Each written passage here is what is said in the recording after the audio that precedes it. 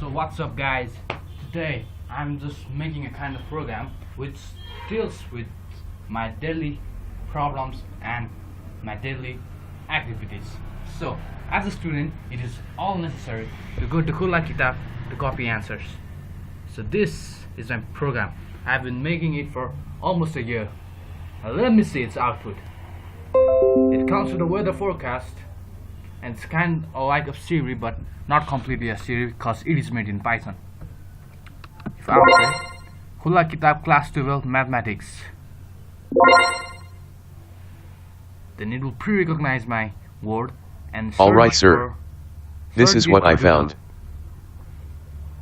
The best thing about this is it also search it for in Google and will also give me the best answer. Opening in browser. Let you see this.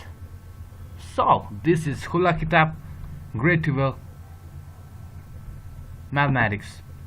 This is my program. If you want it, please ask it for me down in the comments. I'm sure if I'll get much more support, then I'll give the link of this video. Thank you. Your support is my